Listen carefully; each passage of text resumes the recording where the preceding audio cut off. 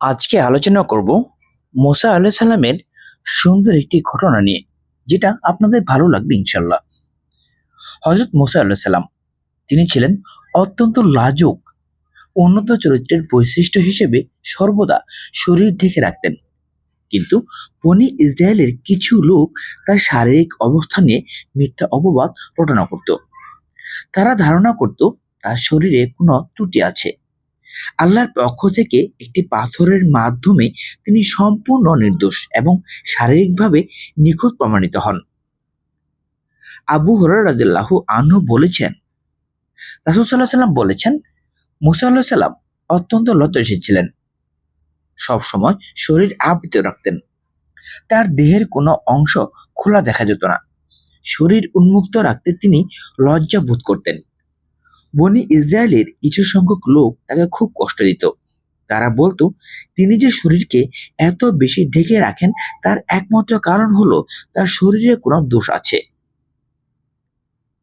একদিন নির্জন স্থানে ঝর্ণার ধারে গিয়ে তিনি একাকী হলেন এবং তার পরনের কাপড় খুলে এটি পাথরের উপর রাখলেন।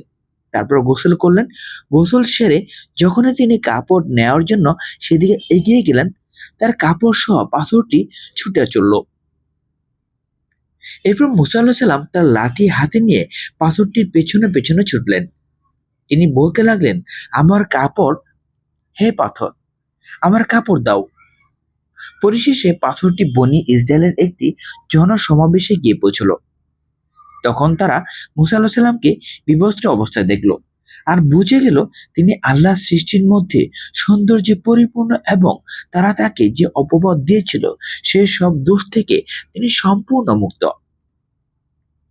যখন পাথরটি থামলো, তখন মুসা আলাইহিস সালাম তার কাপড় নিয়ে পরিধান করলেন এবং তার হাতের লাঠি দিয়ে পাথরটিকে জোরে জোরে আঘাত করতে লাগলেন।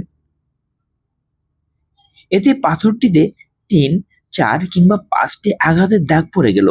আর এটাই হলো আল্লাহর এ বাণীর মর্ম, হে মুমিনগণ, তোমরা তাদের মতো হইও না যারা মুসা আলাইহিস সালামকে কষ্ট দিয়েছিল।